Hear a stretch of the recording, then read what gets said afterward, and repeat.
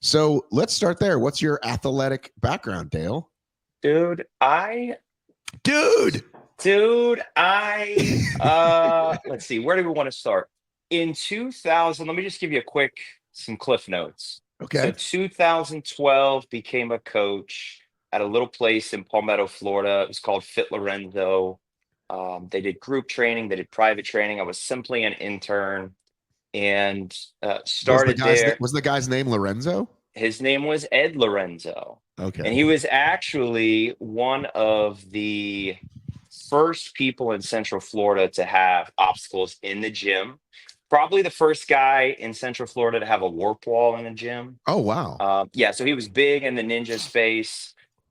We actually hosted over the next like 5 or 6 years. We probably hosted 12 to 15 different ninja competitions there. We were Was this part of the back in UNA. 2012? 2012 is when it started. I would say probably 2013, 14, 15. Yeah, we started hosting some of the local But ones. were you doing all the local mud runs? Because Florida had Yeah. like 80 mud runs at one point. Oh, yeah. So Mud Endeavor was a big one. Obviously, Savage Race, but Battle Dash. There were some really cool, like Battle Frog. There were some really cool grassroots ones that we were a part of. And that was the thing. Like, he was really into Ninja Warrior, but obviously, having obstacles in a training facility, it's dual purpose. And I was into OCR. So that's kind of where it started. We started doing local mud runs with our community.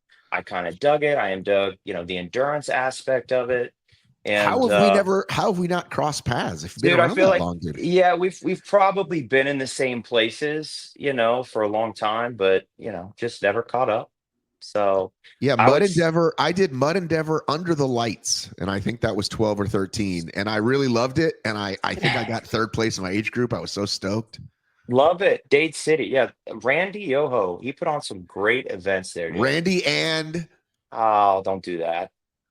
His it was wife, she yeah. was amazing. Yes, Randy Okay. and his wife. I want to say they were kind of a little education for the people on OCR. This is the Hybrid Fitness Media podcast. We'll give a little OCR history. Let's They go. were kind of the quintessential, hey, we own a racetrack. Mhm. These big companies are calling us to use our racetrack for obstacle races. What if we put on our own?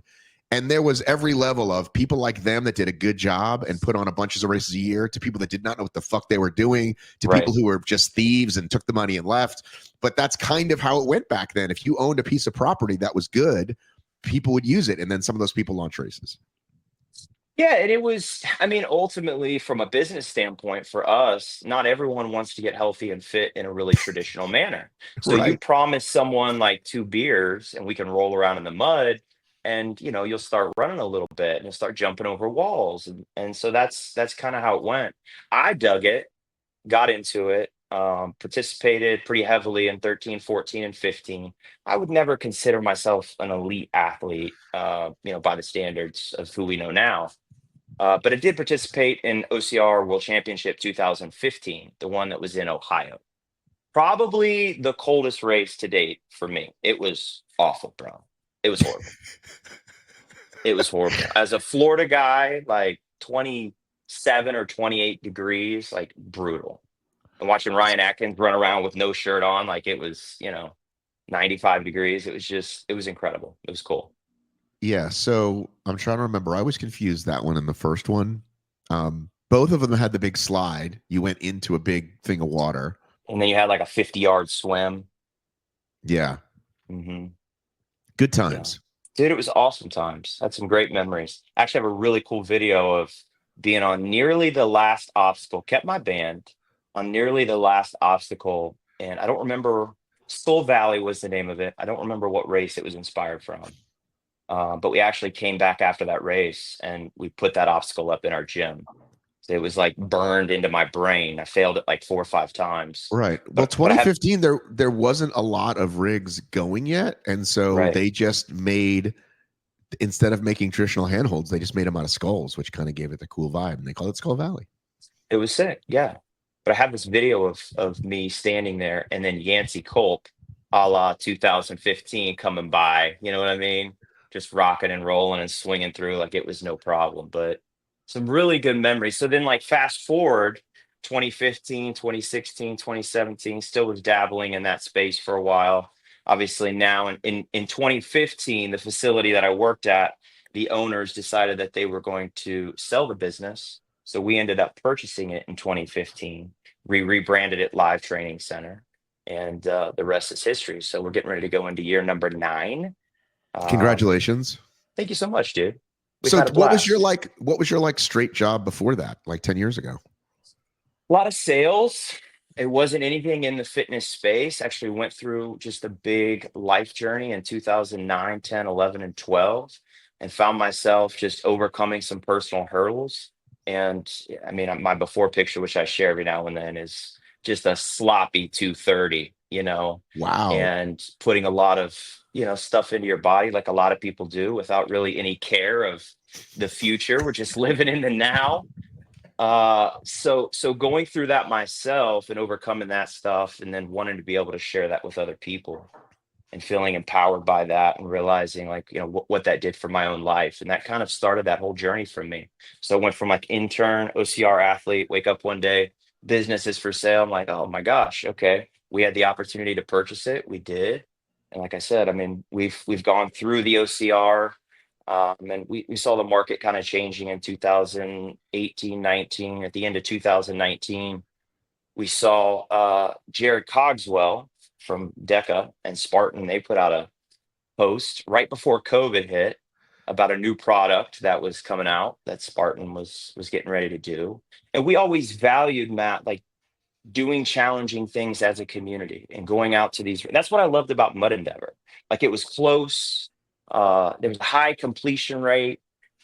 You had people out there. You had some elites, but it wasn't about the elites. It was about the experience. And we had a lot of our members that valued that. And so when we saw what Spartan was getting ready to put out, it kind of caught our eye. Like, okay, 99% completion rate. You can do it in your own gym. Moms, dads, grandmas, doctors, lawyers, and there's a global leaderboard. And so it checked a lot of boxes for us. And we love to measure progress. And we think that's also a way that we keep our clientele. So if we can have a client that comes in and they can measure their conditioning, and they run a DEKA Strong in September, and then they train really hard and they run it again in February, and they improve their time by 2 to 3 minutes, that creates a sticky client. That's a client that, enjoys the process. So COVID hit, we put it on the back burner, the world shut down, and then we started becoming a DEKA affiliate. Actually, 4 years, I think, this month. So we were an OG Florida DEKA affiliate. So how many, I mean, we're going to get to the cool one with the money and all that, but Yeah, how many miles and strongs do you typically put on a year? 3 to 4. Like, we went through a big transition this past year, actually the last 2 years, where we relocated. And so we went from a 7,500 square foot facility at the end of 2022.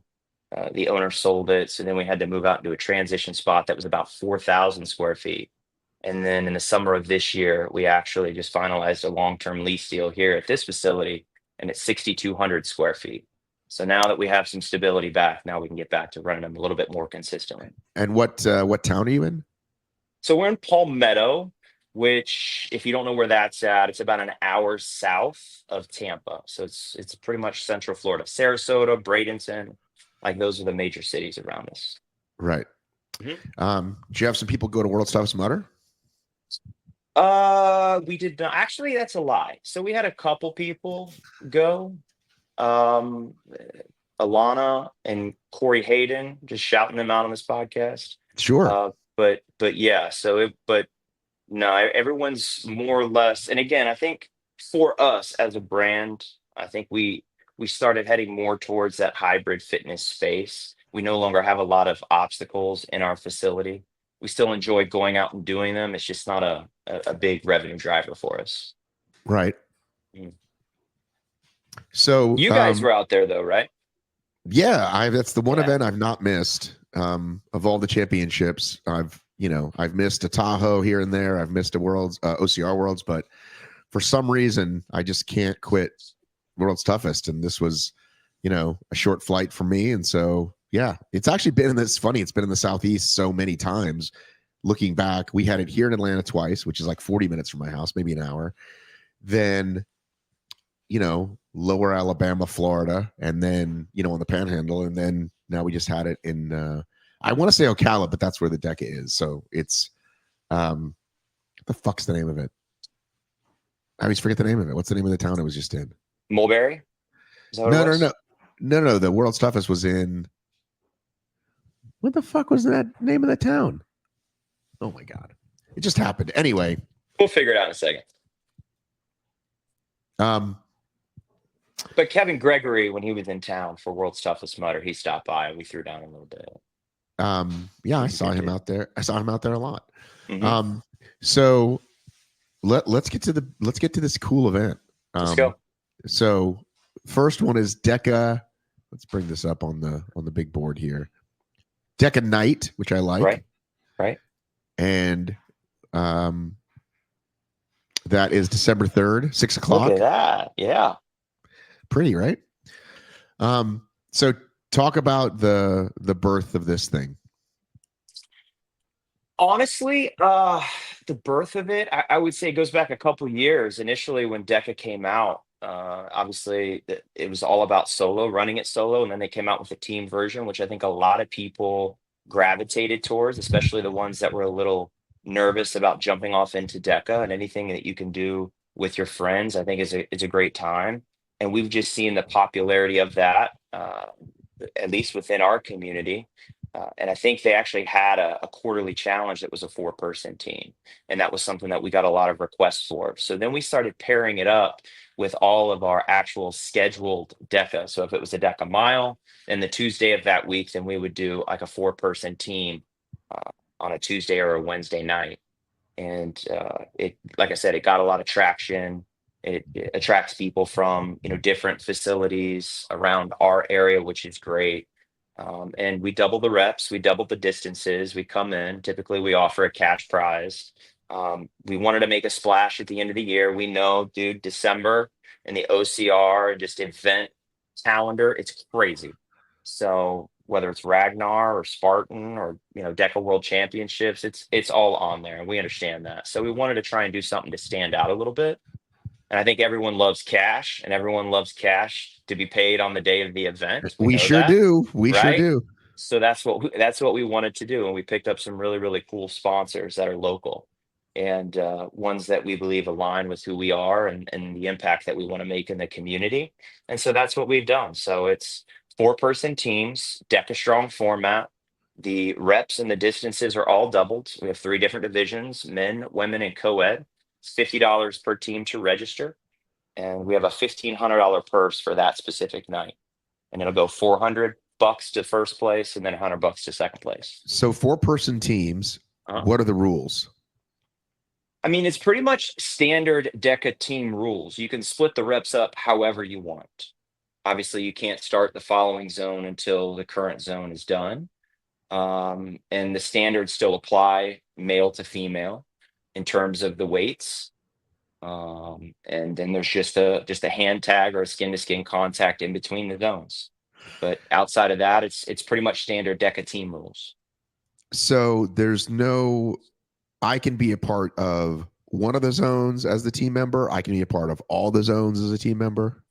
Correct. There's no minimum or maximum. That's correct. Okay. You can split up the zones however you want. I like that. What's the most common way to split it up? I mean, it depends. Usually when I'm working with clients, we'll usually start with zone 2, 5, and 7. Like, who do you want to really pull a bulk of that? It's Right. 1,000 meters on 2 and 5, and then 7 is 50 cows. So you're going to be on those machines, twice as long as you would normally be. So whoever your strongest are there, you want to put them and just kind of build the zones around them. So, if you got someone that's strong on zone 2, or you got 2 people that are strong on zone 2, then maybe look at packaging the other people on 1 and 3 and running it like that. And then there's another event, right? Mm-hmm.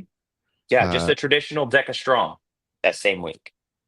Okay, and that's the one that we posted about, we shared. Let's pull this thing up. Hang on. Let's go. There we go. So there's Camilla at one of your outdoor events, it looks like. Mm-hmm. So Her talk and about Luca this. are great people, man. She's a beast. Yeah, for sure. So this one is the next day, or sorry, a week later? So this is on a Saturday. This is December 7th, so it'll be a week from tomorrow. This is a standard DEKA Strong. And we've run a format like this actually earlier this year in January, and it went over really, really well. So we picked up a few sponsors. This time we've actually increased the purse by $1,500. And I'll shout out our sponsors here in just a second if you'll give me the chance to. Sure. Um, but the way that we've run this in the past, and again, when we came on, like I love DECA, I love High Rocks, I love that hybrid fitness space. I think it's really cool what it's doing for the fitness community, both from an athletic, standpoint, and also just putting something on the calendar, even for people who are in Gen Pop. Like, give yourself an incentive, give yourself a reason, like put that monkey on your back just a little bit, so that you can try and improve your fitness level and measure it and get better. So I think it goes a long way. And our DECA Strong, which is on December 7th, it's the standard format. So we'll have solo, we'll have the ruck division, we'll have team division, which is just partners. And what we've done that's worked well in the past is it's a $4,500 purse. We'll have all of the solos run, and then we'll take the top three female athletes, the top three male athletes, and we'll actually run them again, like a second heat. And then that will determine first place, second place, and third place. Well, see, I think Yeah. that's great. I had no idea we were doing that. That's awesome. Mm-hmm. Yeah. And so it gives people, number one, a chance to run twice. You go, oh my God, like I'm going to drive 2 hours for a 14-minute or 12-minute or 10-minute DECA Strong. So it gives you an opportunity to run again. It gives you an opportunity to go heads up against some other, strong athletes, which is great. And it gives you an opportunity to win some cash. So first place is $500, second place is $200, third place is $100. We all love to compete, and there's a lot of DECA Strongs out. There's a lot of different events. But we try to lean more into the overall athlete experience. When you come in, we want you to, feel like you're well taken care of. The zones are clean, the facility is clean, you know exactly what you're doing. We try to individualize it, and then of course leave with some cash. I think that creates a great athlete experience. It creates a great spectator experience, and that's what people are going to remember. Yeah, and I think it gives people a reason to stick around. So even if they don't make the finals, they'll probably be like, "Oh, well, hey, let's watch either That's right. my friend, or just, hey, these are the best athletes. Let's stick around and watch That's it, right. and cheer on, and see what I can learn." So, how many people are you expecting for this for these events? We have our goal is 25 teams for the DECA night. Like I said, I mean, this is a super busy time of year. We know that. This is our third event this year. So 25 teams, if we could, that will create an awesome experience for our group. And I think everyone that comes, and then, our DECA Strongs, they're going to range. It's interesting because I see that, for our DECA Strong, typically we'll get more of our own community. But for DECA Miles, for whatever reason, people will want to travel more for those from other communities. So in our Interesting. our 4 years of doing that, and I don't know if it's just because it's a lengthier event, it's 20 or 25 or 30 minutes, and so the drive seems more justified. Right. But we want to have a great event of solo athletes. I think um, Terra Nova may be coming into town for it. I know Kevin Gregory is going to be rolling in for our DECA night. So I think throwing a little cash around hopefully attracts some bigger athletes too, which is what we want. Nice. All right, man. Well, we'll put this out ASAP and help drive some traffic your way, and obviously about your gym in general, even when this is not going on. There is a Fort Lauderdale High Rocks coming and a Atlanta High Rocks coming. Are you gonna be sending some folks there? Yeah, absolutely. Actually, for 2025, we just picked up a High Rocks affiliation, so we're very, very excited about that. We're excited about hosting those events, and applying a lot of the same things that we've done in the DECA space, in terms of the types of events that we've been hosting for the last few years, and gearing it more towards High Rocks. So we have a lot of community members that are now starting to gravitate a little bit more towards High Rocks. We've done it the last couple of years. We were out at Miami when they ran it on the beach. Were you there for that one? I was not, but I heard it was miserable. That was a wild ride, bro. That was a wild ride. But it was fun, beautiful venue. And then of course, I think Fort Lauderdale was last year, I Right. believe, And or I earlier said, this year. yeah, and I said Fort Lauderdale, I think for this year. It's going to be Miami in It's 25. yeah, They're actually back to it's back, Miami. which people are not thrilled about. That's the way they're doing their calendar, but that's the way they're doing it. It'll be April, 18th in Miami and then April 24th in Atlanta. Gotcha. And it's Easter weekend, which is interesting, I Oh, I think, didn't know that. for I didn't yeah, know for that the either. Miami one. For the Miami one, but yeah, we're excited about it, and we're going to be gearing more towards that direction. So check us out if you're ever in the Central Florida area. Live Training Official on Instagram.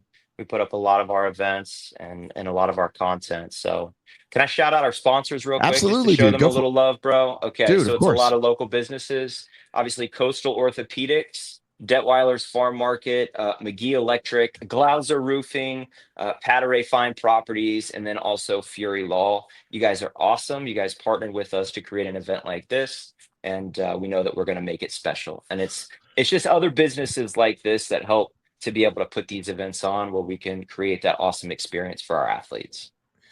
Well, I think you can probably help. There's a lot of folks that put on events and that run DEKAs, and they might struggle with attendance and they might struggle with, I don't know, making the phone call to get local sponsorship. What would you say to gym owners that kind of are thinking like, man, because we've got great events like this. We've got we've got Rose putting on the Wolfpack Challenge. Or was it Wolf Challenge? I forget, just off the top of my head, but like, and obviously up there in New England, Bubbles and those guys are crushing it. What advice do you have for some DECA affiliates who struggle with these things?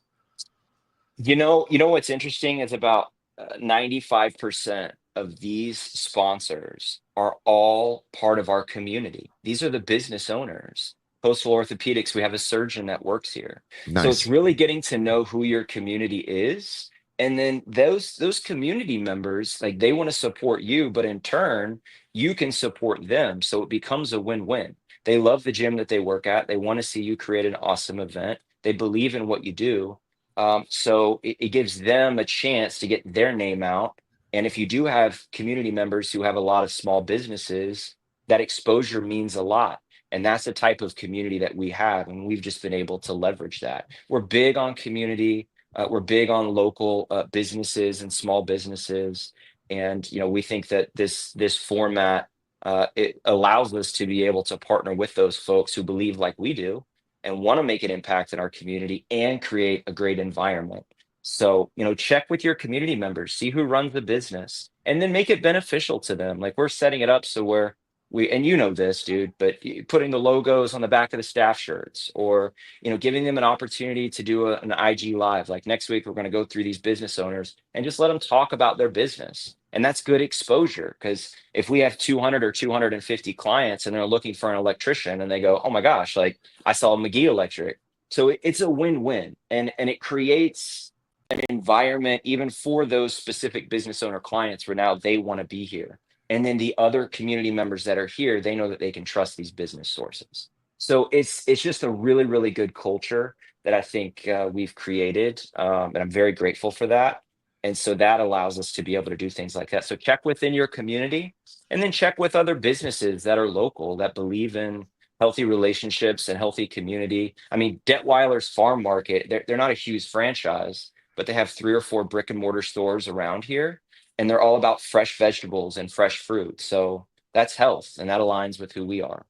So, that's what I would say to anyone, looking to create an awesome event. Over prepare also. Over prepare.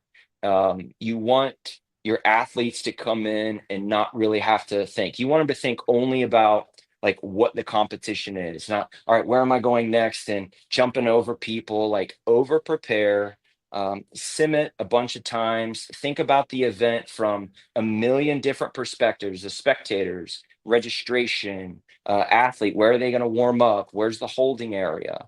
So I think all those things go into creating an awesome event. And it's just things that we've learned over the last 4 years in trial and error, to be able to provide that experience. Did that Um, help? that was great.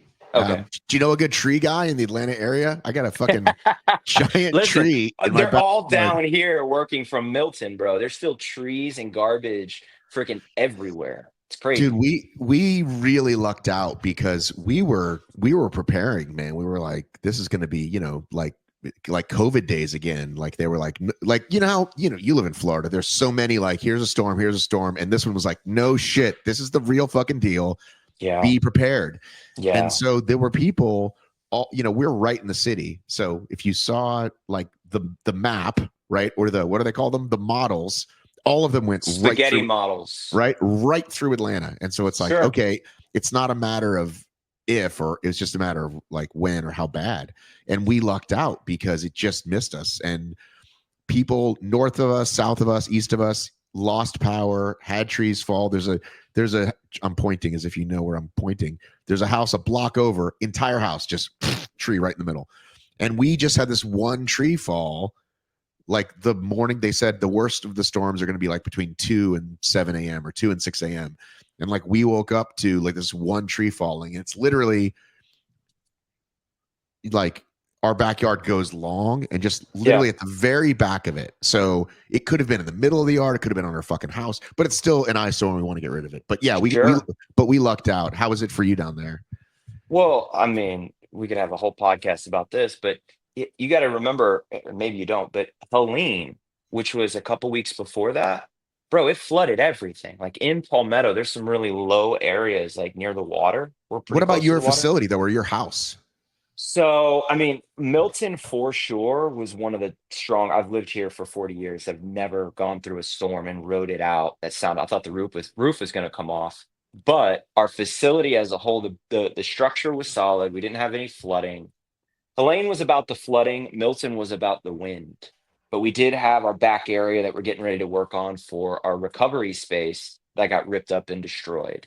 But we have a lot of clients, especially near the beach. I don't know if you saw any of the videos out of Anna Marie Island or like Bradenton Beach. It pushed mounds. I'm talking about 50, 60 feet in the air, mounds of sand. Yeah, I saw the sand and the boats just get pushed against the houses. Dude, so we have a lot of community members that have businesses and rental properties out there. So it hit our community as a whole pretty hard. So as our facility is fine, but we had quite a few people in our community that still aren't back in their house yet because Wow. of the flooding and the wind.